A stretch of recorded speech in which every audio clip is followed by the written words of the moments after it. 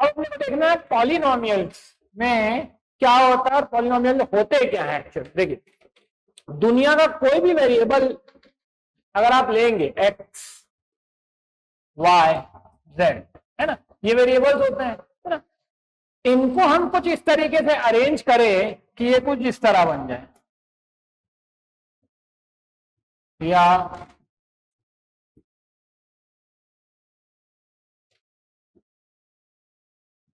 इस तरीके कुछ भी ऐसा अरेंज कर दिए, तो ये क्या कहलाता है, पॉलिनोमियल कहलाता है। वो एक्स की जगह वाई भी हो सकता है, टी भी हो सकता है, वो ऐसा भी हो सकता है। इस तरीके से मल्टी मतलब पॉलिनोमियल में मल्टी वेरिएबल हो गया ये, ठीक है। तो इस तरीके के इक्वेशन को बोला जाता है पॉलिनोमियल, है ना। और पॉलिनोमियल का जो जनरल इक्वेशन वो होता है P x equals to a x to the power n minus one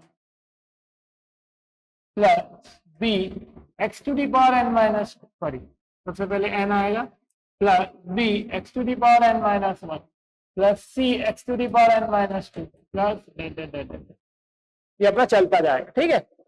तो इस तरीके से जो इक्वेशन दिखता है इसको बोला जाता है general equation of polynomial. Polynomial का जनरल इक्वेशन इस तरीके से दिखेगा, अभी कुछ भी बन सकता है। अच्छा ये वन वेरिएबल है ना, general equation of one variable polynomial, ठीक। मल्टी वेरिएबल के लिए फिर अलग हो जाएगा, वो लिखना संभव भी नहीं है। इस तरीके से होता है। अब पॉलिनोमियल में बहुत सारे टर्म्स होते हैं, जैसे सबसे पहले तो टाइप्स, ठीक, उसके बाद कोएफिशिएंट, फिर डिग्री, ये सब पॉलिनोमियल में आपको पढ़ना होता है, किस टाइप का है, क्या कोएफिशिएंट्स होते हैं पॉलिनोमियल के वेरिएबल के, क्या उसकी डिग्री है ना, एंड सो ऑन। ये सारी चीजें हमको पढ़नी है। तो ये हम आइडेंटिफाई करेंगे अभी इस लेक्चर में, और साथ ही साथ इसके जीरोस निकालते हैं पॉलिनोमियल के, है ना। जनरली क्या है, रूट्स बोला जाता है, जीरो भी बोलते हैं और रूट्स भी बोलते हैं, दोनों बोलते हैं। अभी क्या है ये सब अभी अपन देखेंगे इस चैप्टर में, और निकाल के दिखाऊंगा मैं आपको कि कैसे कैसे होता है, ठीक है। आ जाते हैं आपके फर्स्ट एक्सरसाइज में, एनसीईआरटी का फर्स्ट एक्सरसाइज, डायरेक्ट क्वेश्चन पे आ रहा हूं मैं। देखिए पहला क्वेश्चन क्या बोल रहा है, which of the following is expression are polynomial in one variable and which are not. कौन सा जो है वो पॉलिनोमियल है और कौन सा नहीं है। रीजन देने की कोई जरूरत नहीं है आपको। देखिए पहला वाला आपको दिया हुआ है क्या, 4x² माइनस 3x प्लस 7, ये आपका पहला है। क्या ये पॉलिनोमियल है, यस और नो। यस, क्योंकि yes it is a polynomial, क्योंकि ये सिंगल वेरिएबल में भी है, पॉलिनोमियल ऑफ वन वेरिएबल, और इसकी डिग्री डिफाइन भी है विथ डिफाइंड डिग्री। अब उसके लिए पहले डिग्री पढ़ना पड़ता है, उसके बाद समझ में आता है। तो बुक वाला है ही बेवकूफ, मतलब बुक में क्वेश्चन ऐसा दिया है कि पहले आपको बोल दिया है कि निकालिए और उसके बाद मतलब पॉलिनोमियल बताइए, फिर कारण, तो पहले डिग्री बताना पड़ता है, उसके बाद पहचानना पड़ता है। तो ये जो पॉलिनोमियल है ये पॉलिनोमियल है और इसकी डिफाइंड डिग्री है, इसलिए ऐसा है। बट अगर मैं इसी को देखूं दूसरा वाला भी, जैसे अगर मैं सेकंड वाला भी देखता हूं तो ये भी पॉलिनोमियल है। क्यों, क्योंकि ये y² प्लस √2 है। देखिए किसी भी वेरिएबल में स्क्वायर रूट नहीं आना चाहिए, मतलब रूट नहीं आना चाहिए, ऐसा करके नहीं आना चाहिए, या ऐसा नहीं आना चाहिए, इस टाइप का नहीं होना चाहिए, फ्रैक्शन में पावर नहीं होना चाहिए, और रेसिप्रोकल में नहीं, मतलब डिनोमिनेटर में वेरिएबल नहीं होना चाहिए। ये दो चीजें अगर नहीं है तो वो पॉलिनोमियल होता है।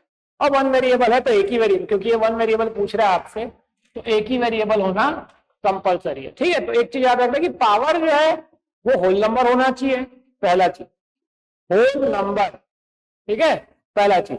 दूसरा चीज डिनोमिनेटर में नहीं आना चाहिए। ये दो चीज एकदम मस्ट है कोई भी पॉलिनोमियल बनाने के लिए, ठीक है। चलिए तो अब आप देखिए ये वाले में मिटा रहा हूं, याद रखिए सिर्फ वेरिएबल पे अप्लाई होता है। अब ये वाले में अगर अपन देखते हैं सेकंड वाले में, तो सेकंड वाले में क्या है, देखिए इसके पावर में क्या है 2 है, होल नंबर है y के पावर में, ठीक है। नंबर से कोई मतलब नहीं, यहां रूट आएगा तो चल जाएगा, कोई दिक्कत नहीं।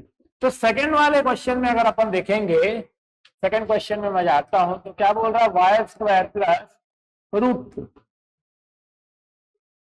ठीक है, तो देखिए आप y के पावर में क्या है, 2, ठीक, 2 है, दैट मीन्स होल नंबर है, चल जाएगा, कोई दिक्कत नहीं। फ्रैक्शन नहीं आना चाहिए और डिनोमिनेटर में नहीं आना चाहिए, तो ये ठीक है। ये नंबर के बाद आप कोई भी खिलवाड़ कर सकते हो, कोई समस्या नहीं है। तो ये भी क्या है, यस, ये भी क्या है, पॉलिनोमियल है। बेटा रीजन लिखने का कोई सेंस नहीं बनता, ठीक है ना, पूछता है ना आपको लिखना है। अब आ जाते हैं थर्ड क्वेश्चन में। इसमें देखिए थर्ड वाले में, थर्ड क्वेश्चन बोल रहा है 3√t प्लस t√t। ये आपको, इसमें आप देखिए ये जो t है यहां पर, इस t का जो पावर है, अगर मैं इसको पावर में लिखूं, मैंने अभी बोला ना रूट में नहीं आना चाहिए, इस t को अगर मैं लिखूंगा तो ये हो जाएगा t½ ठीक। तो ये 9 हो गया। क्यों 9 हो गया, क्योंकि इसके पावर में t का जो डिग्री है वो अनडिफाइंड है। तो degree of variable is undefined, undefined degree है, इसलिए क्या होगा, आपका पॉलिनोमियल नहीं होगा। इसमें आप लिख सकते हो बिकॉज डिग्री इज डिफाइंड, ऐसा करके लिख सकते हो। तो ये पॉलिनोमियल इन वन वेरिएबल है। क्लियर है। अब ये वाला देखेंगे आप, y प्लस 2/y, चौथा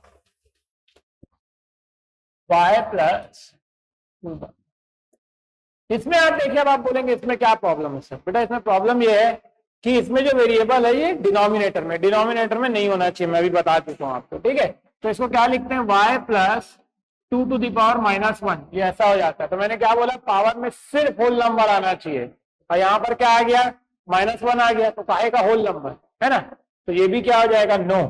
क्यों 9 हो जाएगा, क्योंकि degree of the variable is undefined, या डिग्री ऑफ द वेरिएबल की जगह पॉलिनोमियल भी लिख सकते हो, degree of the polynomial is undefined, undefined है इसलिए। ठीक, चलिए लास्ट क्वेश्चन देखेंगे अपन, x⁻10 y⁻3 t⁻50, x⁻, मतलब फर्स्ट क्वेश्चन का लास्ट क्वेश्चन, ठीक है, t⁻50। इसमें आप देखिए कि आपका जो पॉलिनोमियल है उसकी डिग्री तो डिफाइंड है, कोई दिक्कत नहीं, सब में होल नंबर दिख रहा है आपको। तो ये पॉलिनोमियल तो है लेकिन वन वेरिएबल नहीं। क्यों, क्योंकि यहाँ पर 3 वेरिएबल है, x है, y है और t। और क्वेश्चन में क्या बोला है आपको, अगर क्वेश्चन में ध्यान से फिर से पढ़ा दूं आपको, तो वहां पर साफ साफ बोला 1 वेरिएबल। तो इसलिए ये क्या होगा, द पॉलिनोमियल, पहले तो नो लिख दें, नो, बिकॉज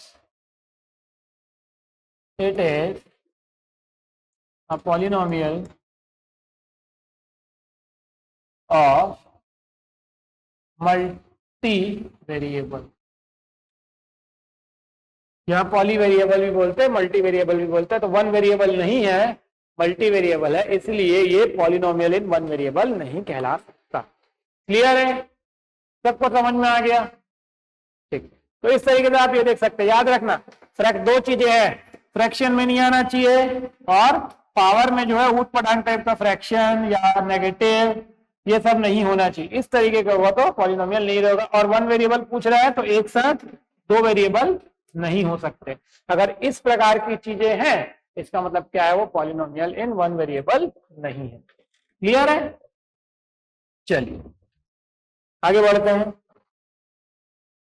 अब आ जाते हैं अपन सरल काम में, बहुत इजी काम है ये सब, वैसे काफी इजी काम है। देखिए बोल रहा है, क्लियर है। तो हमने सबसे पहले क्या पहचान लिया, हमने ये पहचान लिया कि पॉलिनोमियल कौन होते हैं, 1 वेरिएबल या मल्टी वेरिएबल जो भी है, तो पॉलिनोमियल कौन से होते हैं और कौन से नहीं होते, एकदम क्लियर हो गया हो। ठीक है, 2 बार 3 बार चिल्ला चिल्ला के गला फाड़ के बोल चुका हूं मैं। अच्छा, ये चीज सीजी बोर्ड में भी है, सीबीएसई बोर्ड में भी है, एक चीज याद रखना, ठीक सेम है, उसमें भी सीजी बोर्ड में भी सेम चीज है, यही क्या कि पॉलिनोमियल पहचानो कि है कि नहीं है, उसका डिग्री निकालो, कोफिशिएंट निकालो, सेम चीज है। ठीक है, चलिए अब अपने को पहचानना है coefficient of x square, x square का कोएफिशिएंट।